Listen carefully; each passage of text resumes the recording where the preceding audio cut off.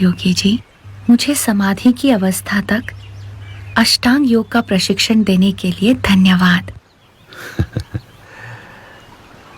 यह तो आपकी मनुष्य लीला है प्रभु कि मुझे आपकी भक्ति का अवसर देने के लिए आपने 12 मास तक मुझसे अष्टांग योग की शिक्षा लेने का यह प्रसंग उपस्थित कर दिया। अन्यथा आपके योग से परे और कोई योग ही नहीं है प्रभु। आप तो सर्वोच्च साध्य ऐसे परमात्मा है।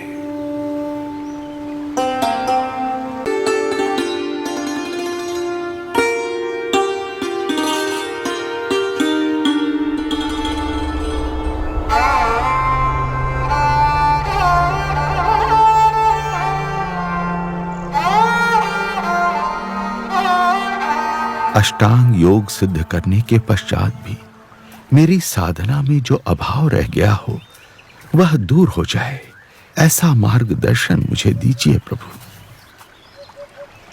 अष्टांग योग का फल निर्विकल्प समाधि की स्थिति है, पर माया के प्रभाव से उस स्थिति में भी बाधाएं आ सकती हैं।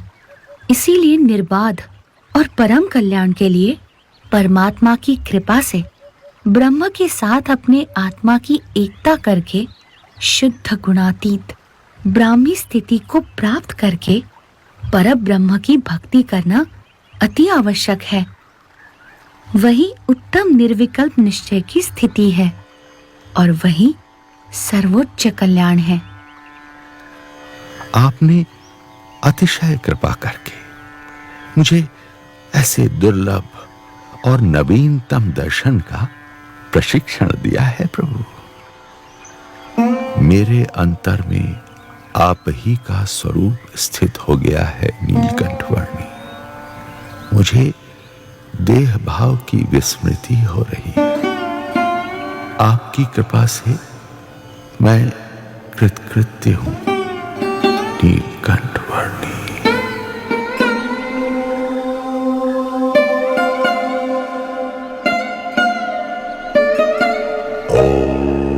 स्वतः अष्टांग योग सिद्ध कर लेने के पश्चात भी गोपाल योगी जी के लिए जो कुछ अपूर्ण रह गया था उसे वे नीलकंठ वर्णी के योग से प्राप्त कर पाए और परम कल्याण के मार्ग पर प्रयाण कर पाए।